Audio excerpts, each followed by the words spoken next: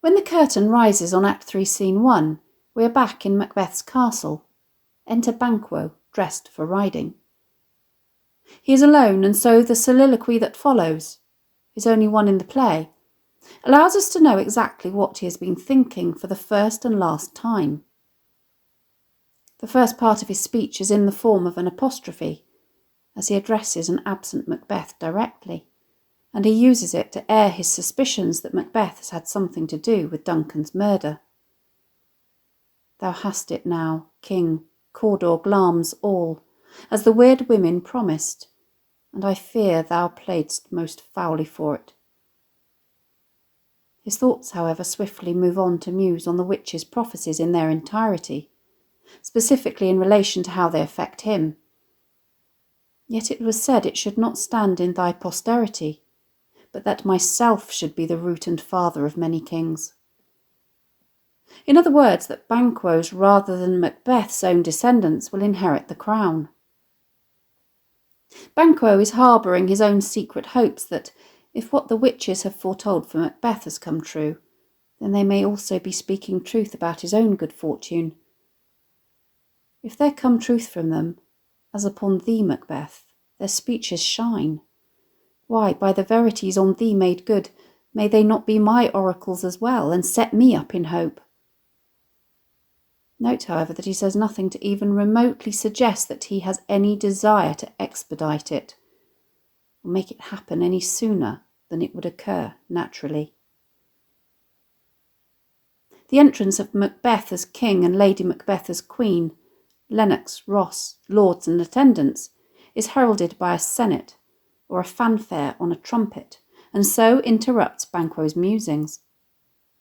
Macbeth seems pleased to see Banquo, flattering him by describing him as our chief guest.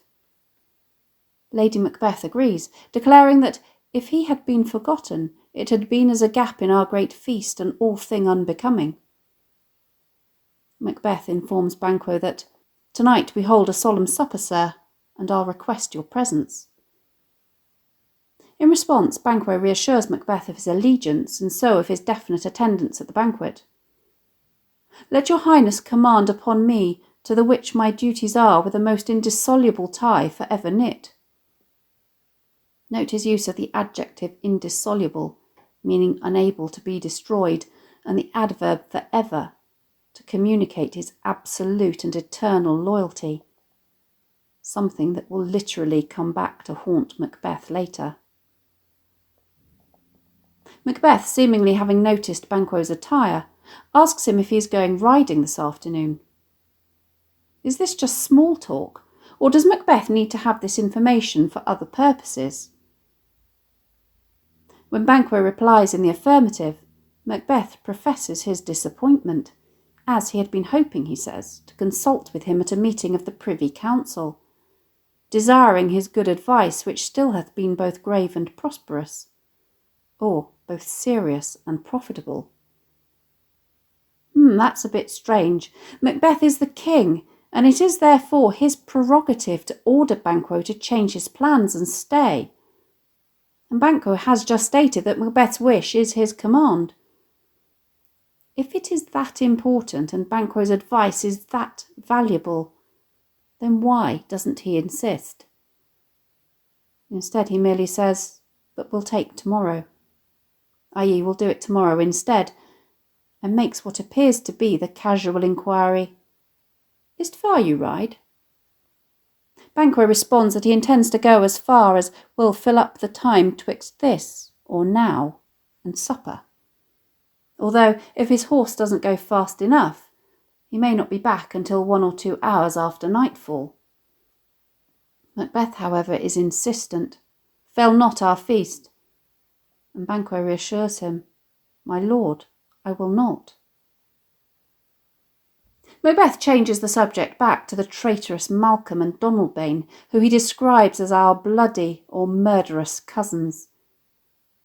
He complains that they have absconded to England and to Ireland, and rather than confess their cruel parricide, or the murder of their father, they are instead making up all kinds of stories to anyone who'll listen. He dismisses the subject, though, saying that they'll have time enough the next day to talk about it. He dismisses Banquo to his ride, but not before, again casually asking him, "Goes Fleance with you?" Satisfied that he does indeed, he bids Banquo farewell. Note how Shakespeare places this one word on its own line, perhaps to suggest the finality that Macbeth at least believes this goodbye to have. Banquo exits. Let's consider for a moment the purpose of the last 40 or so lines of dialogue. Macbeth and Banquo appear, on the surface at least, to be on good terms, and Macbeth has assured Banquo that he considers him a valuable member of his court. But he's also found out some information that, on the surface, seems extremely trivial. 1. That Banquo is going to be absent from the castle all afternoon. 2. That Banquo is going to be a very long distance from the castle. And 3. That his son and heir is going to be with him. Now, why on earth would Macbeth be interested in that level of detail when he has grave affairs of state to occupy his mind? And why, if Banquo's counsel is indispensable, does he not order that he stay behind? Hopefully we won't have too long to wait to find out. He's also made a point of extracting an oath from Banquo that he will attend the feast tonight, come hell or high water. He will soon wish that he hasn't. Macbeth now dismisses all of those in attendance, saying that everyone can do as they like until supper time, so that they can appreciate coming back together that much more. Let every man be master of his time till 7 at night, to make society the sweeter welcome, and that he will be spending the time by himself. We will keep ourself till supper time alone. Note how he now refers to himself using the majestic plural, otherwise known as the royal we, which can be confusing at times, to show that he is speaking officially in his capacity as king. We immediately realise, however, that Macbeth is flat out lying, because as soon as the royal retinue has retired, he turns to his servant to ask, "Attend those men our pleasure?" Whatever can be going on? While the servant is off stage bringing these mysterious men into the king's presence, Shakespeare gives Macbeth the opportunity, in a lengthy soliloquy, to speak his thoughts aloud and to give the audience some insight into his rather odd behaviour. The fulfilment of his ambition seems to have brought Macbeth neither peace nor satisfaction, as he laments, "To be thus is nothing, but to be safely thus." Being king is currently worthless to him, because he does not feel secure in his position. He is afraid of Banquo's moral integrity and his natural nobility of character. Our fears in Banquo stick deep, and in his royalty of nature reigns that which would be feared. Not only is he extremely courageous, he says, but he also has a wisdom that doth guide his valour to act in safety. So he is never reckless, which makes him a dangerous opponent. There is none, declares Macbeth, but he whose being I do fear. He goes on to rant against the way in which he perceived Banquo chid or told off the witches when first they put the name of king upon me, and bade them speak to him. He's jealous that they hailed him father to a line of kings, while upon my head they placed a fruitless crown and put a barren sceptre in my gripe. Note the language which Macbeth uses here, as he effectively personifies the regal paraphernalia of the crown and sceptre through the use of the transferred epithets fruitless and barren. Both of these adjectives mean infertile and actually describe his own relationship with his wife, in that their marriage has not produced a surviving child. Remember that Lady Macbeth does say in Act 1, Scene 7, that she knows how tender 'tis to love the babe that milks me. But in this way he manages to place the blame very firmly on the unsuspecting Banquo, who he accuses of being instrumental in the sceptre on his deathbed being wrenched from his gripe, or torn from his grip, by an unlineal hand no son of mine succeeding. Without an heir to continue his line, he finds his position meaningless. Not only is he paranoid and anxious, but he is also resentful. For Banquo's issue I have filed my mind, for them the gracious Duncan I have murdered.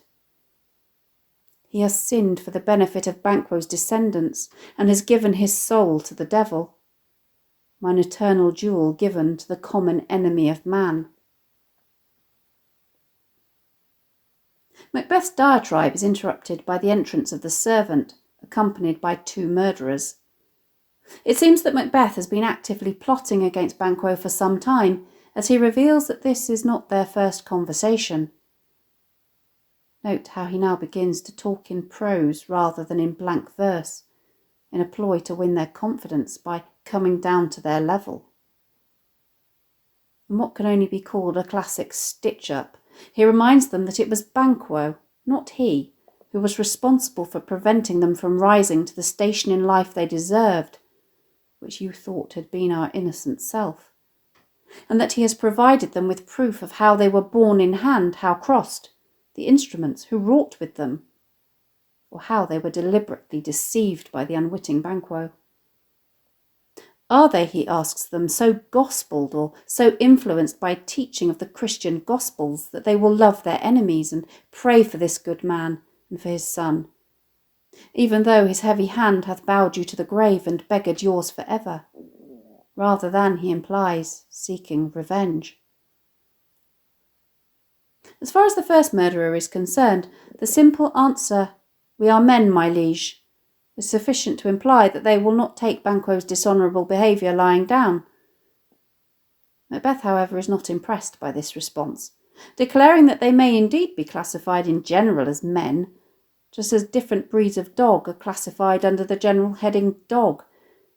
It does little to tell you anything about an individual's characteristics. More valuable categorization distinguishes the swift, the slow, the subtle, the housekeeper, the hunter, every one according to the gift which bounteous nature hath in him closed. And, he says, the same rule applies to men. He pushes the murderers to explicitly tell him that they consider themselves not the worst rank of manhood, and if they do, he will confide his plan to them, whose execution will not only take your enemy off, but will also place them firmly in his own affections, because while Banquo is alive, he himself feels ill, and will only feel better when Banquo is dead. Grapples you to the heart and love of us, who wear our health but sickly in his life, which in his death were perfect. Note how Macbeth has seamlessly switched back to blank verse from prose in this speech, and how the murderers respond in kind. They both confirm that they are on board, the first declaring that he is so incensed or angered by life's hard knocks that I am reckless what I do to spite the world, while the second is so weary with disasters, tugged with fortune, that he would gamble his life in order to make it better or to end it. Now that Macbeth has their allegiance, he describes to them the visceral hatred that he too feels for Banquo, to the extent that every minute of his being, or his still being alive, thrusts against my nearest of life, or feels like being stabbed by a sword in his heart. He admits that he could with barefaced power sweep him from my sight, or have him summarily executed just because he wants to and because he can, and bid my will avouch it. But he cannot. His hands are tied because they have mutual friends with whom he cannot afford to fall out, and that is why, he says, he must appear to grieve the death of the person he has been instrumental in getting rid of. The second murderer gives Macbeth his oath. "We shall, my lord, perform what you command us." Note how Macbeth abruptly interrupts the first murderer, indicating that he has absolutely no interest in their own motivations or feelings now that he has sealed the deal. though our lives, your spirits shine through you. Able to switch his emotions on and off like a tap, he becomes brisk and businesslike as he speaks of the time and place where he wishes it to happen. Within this hour at most, I will advise you where to plant yourselves, acquaint you with the perfect spy, the time, the moment on it, for it must be done tonight, and something from the palace. He also indicates that killing Fleance, who will be with him, is a non-negotiable part of the plan, so that there are left in the job no rubs or botches or bungling. The murderers exit, leaving Macbeth to summarise and dismiss Banquo's fate in a single rhyming couplet. It is concluded, Banquo, thy soul's flight, if it find heaven, must find it out tonight.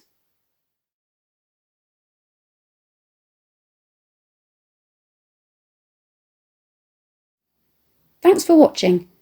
If you have any questions, please let me know in the comments section below, and I'll do my best to answer them. Don't forget to subscribe to my channel for more videos on English language topics and exam techniques, and English literature texts.